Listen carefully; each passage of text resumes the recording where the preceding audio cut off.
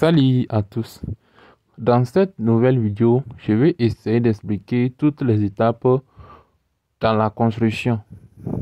Les étapes pour la réalisation d'un projet de construction, quel qu'en soit en bâtiment et travaux publics dans l'ingénierie des bâtiments, en génie civil.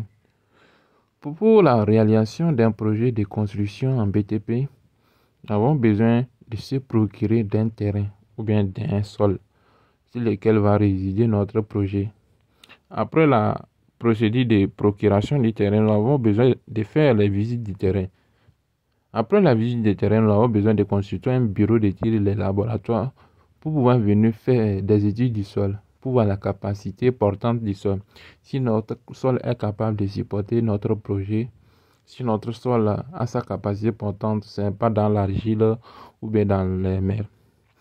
Après tout cela, nous avons besoin de consulter les bureaux d'architecture. Les bureaux d'architecture, ce sont des bureaux qui sont capables de nous réaliser, de nous fournir un plan architectural bien sûr. Et après un plan architectural, nous avons besoin de consulter un ingénieur des structures. L'ingénieur des structures, c'est l'ingénieur de la conception qui est capable de nous ressortir tous les plans d'armature, de ces sections pour voir la descente des charges, la qualité des matériaux à utiliser pour faire l'image ou bien les squelettes de notre immeuble, pour faire la répartition des travaux structuraux. Après tout cela, nous avons besoin de connaître une estimation, combien coûte notre projet. Par exemple, connaître les différents objectifs définis pour notre projet de construction, connaître les différents types de dépenses, calculer les bilans négatifs, les bilans positifs, établir les devis, les élaborations et connaître les civils ajustements et l'actualité des besoins. Les besoins d'approvisionnement en matériaux. Nous avons besoin de fournir la qualité des choses. Après cela, nous avons besoin de faire les décapages. Nous faisons les décapages avant l'implantation. Dans l'implantation, ici, nous avons des méthodes opératoires, les techniques d'implantation. Dans la suite de notre vidéo, nous allons essayer d'expliquer quelles sont les procédures d'implantation. Un terrain nu avec une surface plane. Premièrement, je vais fabriquer des chaises avec des planches de coffrage et des morceaux de chevron de 6-8 avec les dimensions indiquées sur ce croquis. Pour commencer, je vais planter un piquet à l'endroit choisi pour représenter un des angles de la construction. Cette construction fera 14 mètres sur 10 mètres. Je vais planter donc ensuite un deuxième piquet à 14 mètres du premier dans l'axe choisi pour orienter cette construction. Je plante ensuite et je scelle une première chaise dans la continuation de cet axe à environ 2 mètres derrière le piquet. Et j'en place ensuite une deuxième à l'opposé de ce tracé. Pour continuer, j'aurai besoin de l'aide de 2 personnes. Nous tirons maintenant un cordeau aligné sur les 2 piquets et nous marquons un repère sur les chaises. Nous plantons ensuite une pointe de 60 mm peinte en rouge sur ces repères. Nous allons utiliser maintenant le bon vieux théorème de Pythagore. A au carré plus B au carré égale C au carré pour former des angles droits. En principe, ce sont les mesures 3, 4, 5 qui sont le plus souvent utilisées. Mais il est préférable d'adapter ces mesures au prorata de la grandeur de la construction.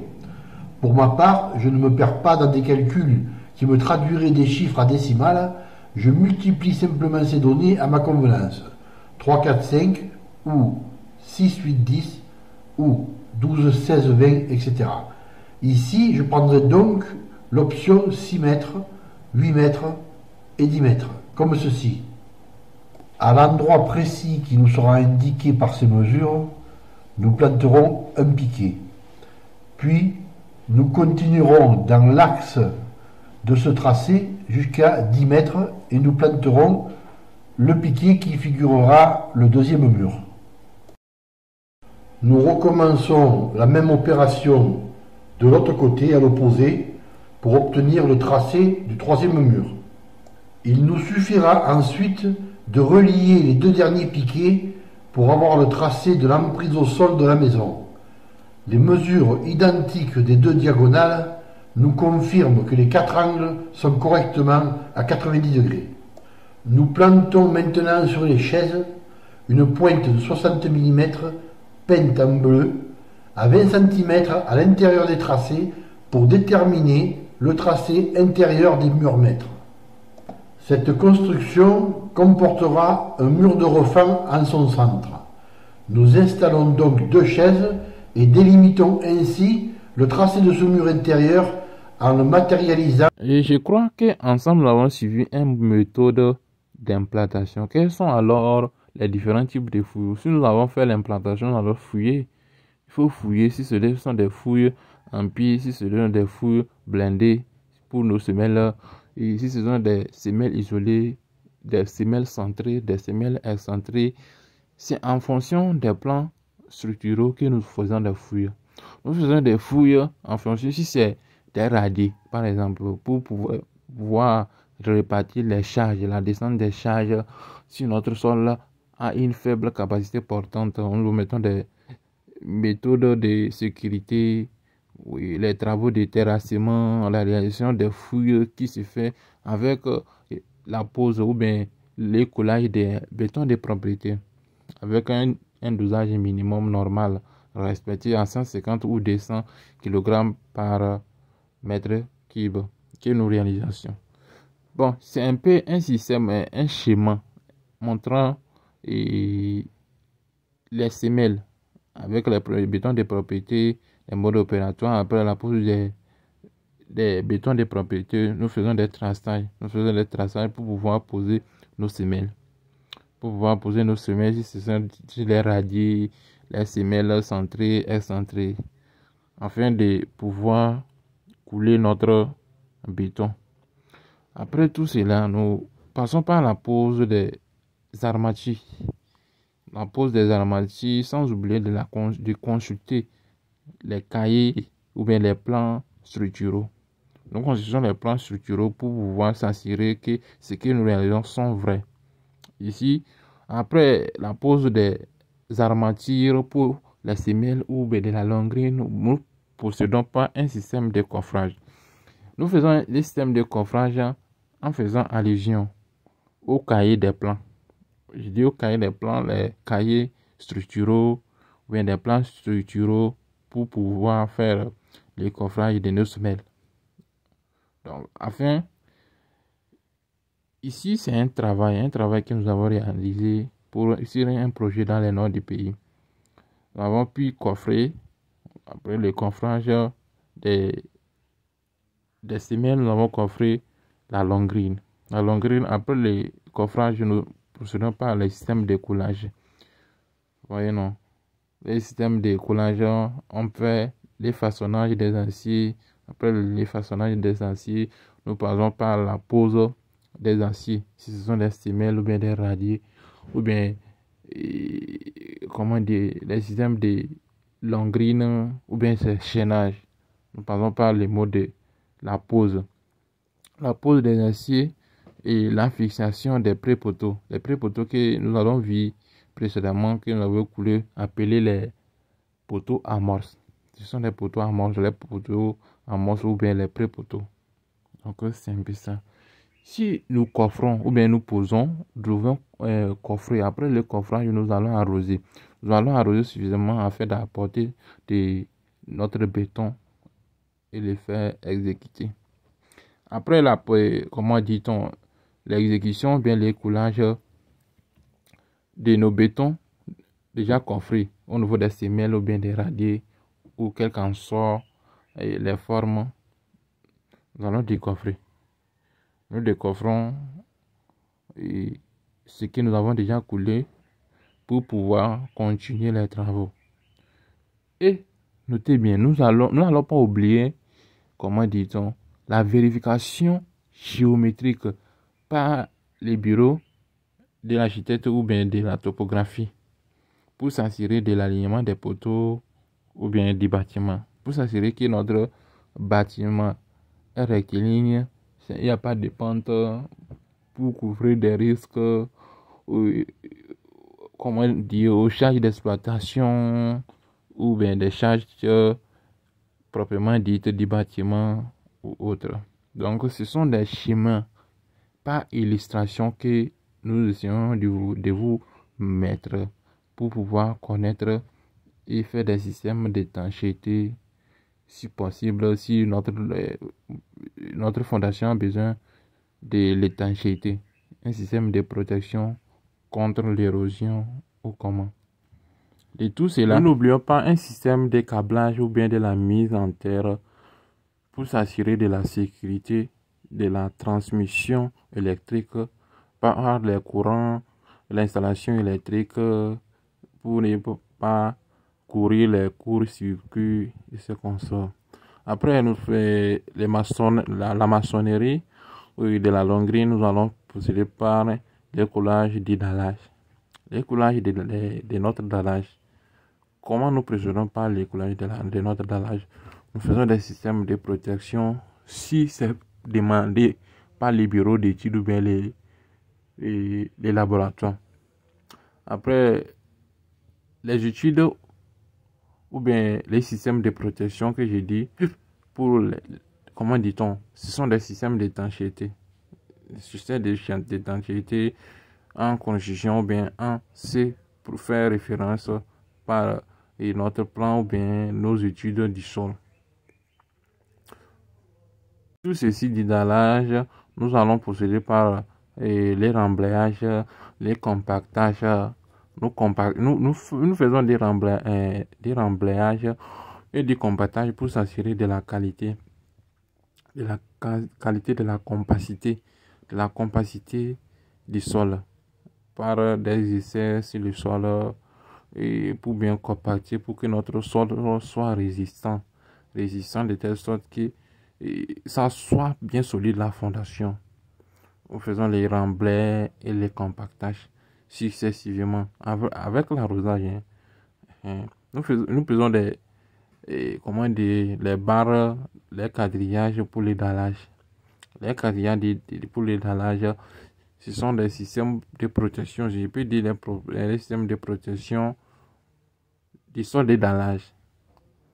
Donc, après tout cela, nous allons faire le coulage. Nous allons apporter les bétons pour l'exécution, pour le coulage. Ici, vous avez vu qu'on a coulé toute la surface de notre sol dallage. Donc, c'est un peu ça. Après ça, maintenant, après les dallages, nous faisons les traçages des poteaux. Les traçages des poteaux, les recoffrages en élévation que vous voyez ici, ce sont les coffrages d'élévation des poteaux. Ici, après les dallages, vous voyez les poteaux qui sont sortis. Ce sont les poteaux que nous avons coffrés et puis coulés. Donc, c'est un processus de l'échellement des poteaux. Nous coulons, nous décoffrons pour faire avancer les travaux. De ça aussi, nous avons les décoffrages. Les décoffrages ou bien les coffrages des moules.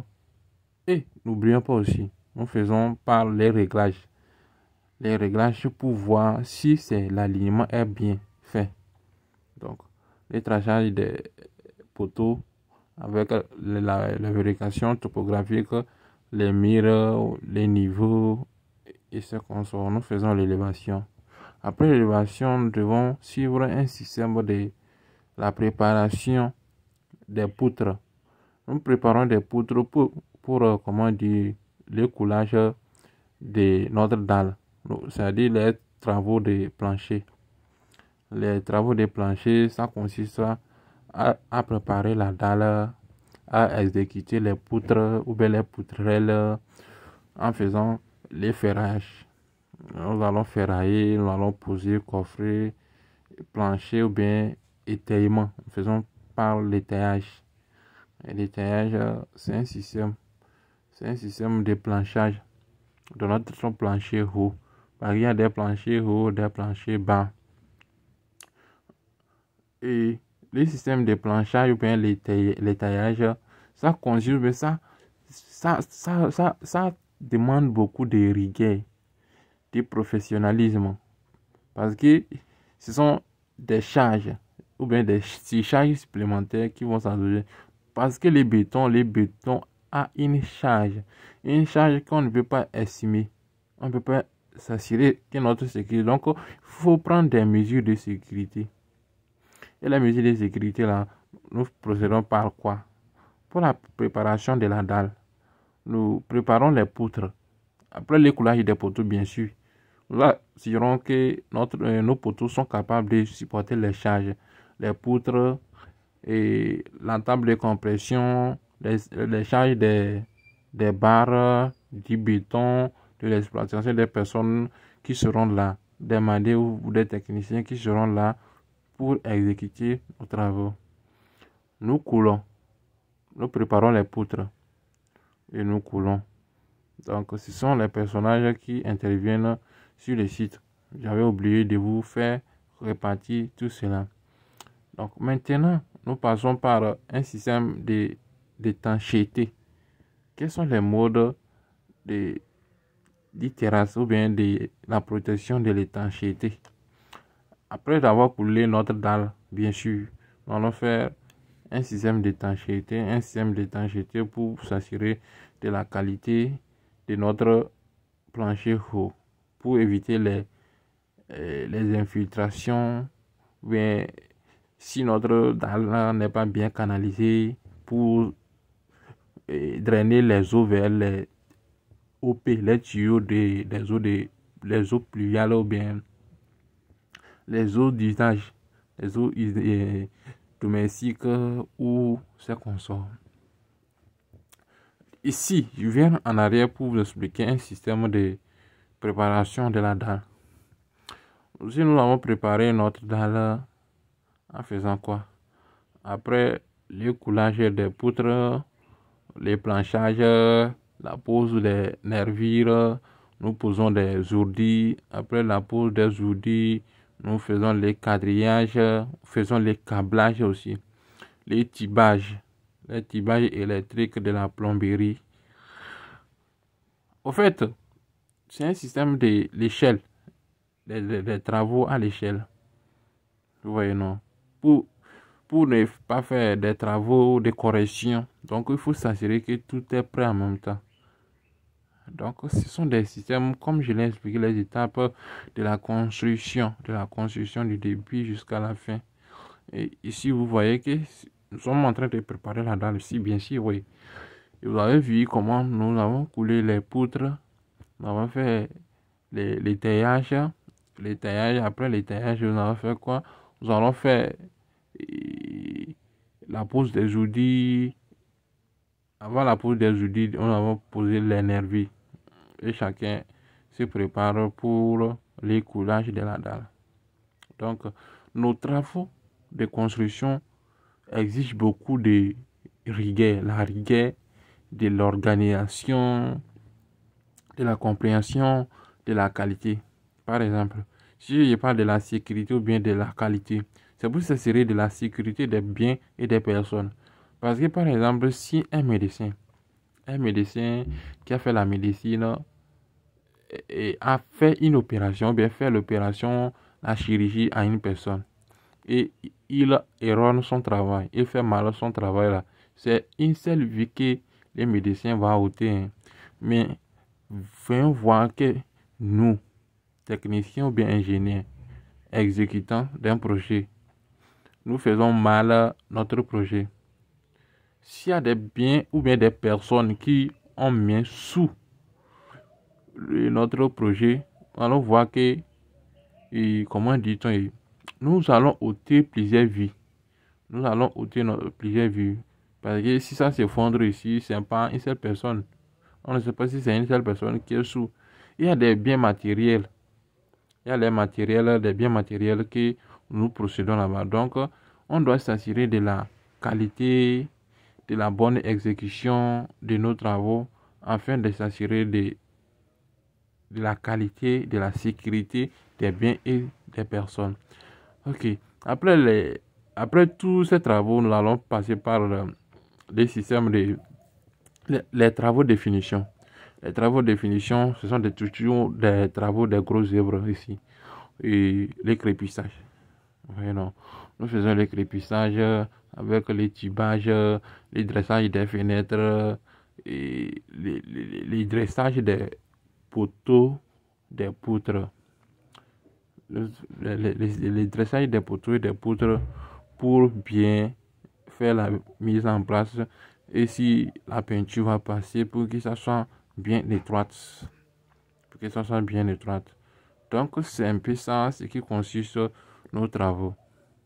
Nos travaux des grosses œuvres pour la réalisation d'un bâtiment ou bien de la construction d'un bâtiment, d'un ouvrage industriel, d'habitation et tous ces consorts. Par la suite, je vais vous expliquer les systèmes de carrelage.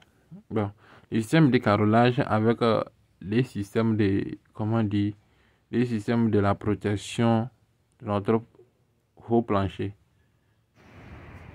Notre plancher haut.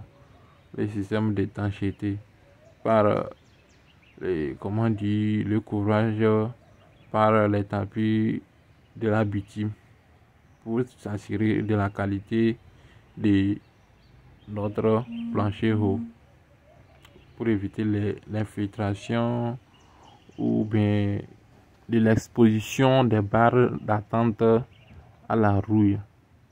Je dis de l'exposition des barres d'attente à la rouille parce que l'air contient plusieurs et comment dire, de l'oxygène, du CO2 qui attaquent les barres d'attente qui se font rouiller, qui perdent leur résistance ou bien leur élasticité.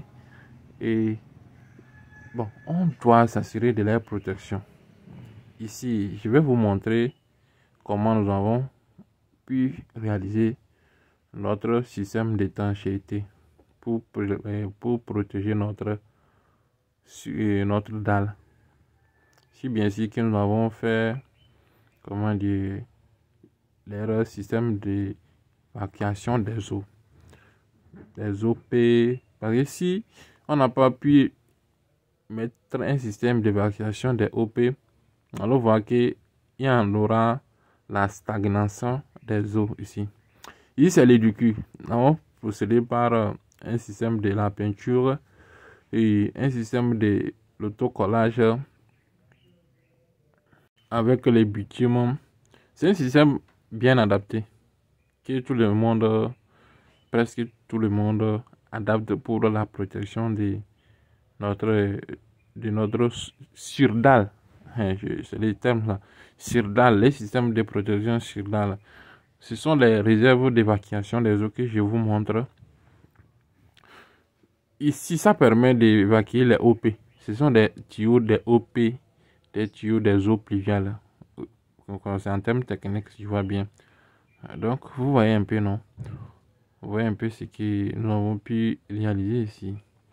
Je ferai une vidéo pour vous expliquer comment nous réalisions ce système d'étanchéité avec les bitumes, la chaux, et les systèmes de chauffage pour faire l'autocollage.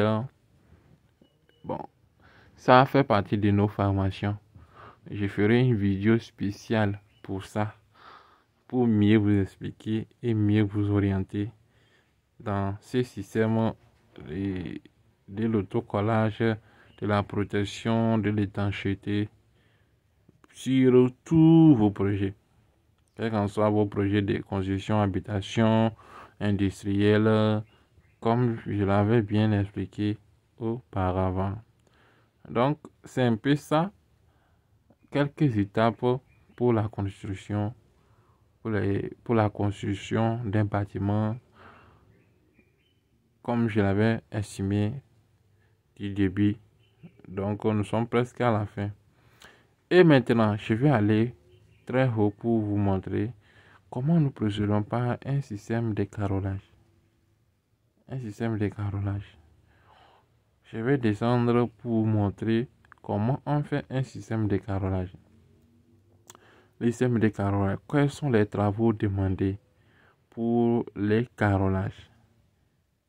Après les systèmes de protection et de l'étanchéité, si la dalle, nous allons procéder et protéger notre dallage au sol. C'est le terme. Après la protection de notre dalle, nous allons protéger notre dallage aussi. Après dallage, nous avons la dalle. Il y a des planchers, des types de planchers. Nous avons des planchers hauts et des planchers bas. On appelle plancher haut, c'est la dalle. Et si on ajoute encore une dalle précédente, encore, on va appeler les planchers hauts ou bien les planchers supérieurs. Au niveau du fin fond 0, ou bien les niveaux 0, nous appelons dallage au sol.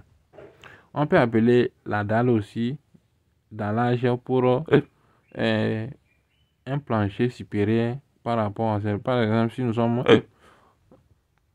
au niveau 1, si nous sommes au niveau 1 et il y a les niveaux 2. Les niveaux 2, on va appeler les planchers hauts. Et les niveaux 1 et les planchers bas. Donc, c'est un peu ça. Ici, nous n'oublions pas aussi les fosses. Nous n'oublions pas les fosses septiques, comment faire leur dimensionnement et comment réaliser les fosses septiques, comment réaliser les puits, comment les canaliser, comment préparer les planchers. Tout d'abord, j'allais commencer ici. Vous montrer comment nous réalisons les escaliers. Ouais, non. C'est un système de travail à la chaîne. Un système de travail à la chaîne pour, vu que nos travaux, nos plannings d'exécution est bien organisé. Donc, nous allons exécuter en fonction de notre planning et en fonction de la demande des bureaux d'études ou bien du maître d'ouvrage, de la qualité et de l'ouvrage, de la durée ou bien du temps donné pour réaliser. Donc, c'est un peu ça que j'ai dit, je vais partager avec vous. Aussi, parlons des carrelages.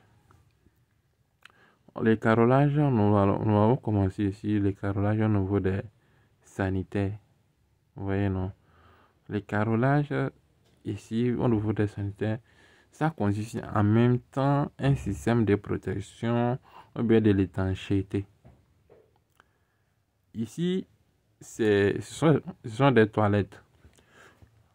Des toilettes et comment dire, pour l'usage public. Voilà que dans notre bâtiment que j'ai montré, il y a des halls, il y a des grandes salles, c'est un bureau pour, comment dire, pour un camp de formation. Donc, les toilettes sont un peu nombreuses, si je me permets de le dire ainsi. Donc, ici, on va passer au niveau du carrelage.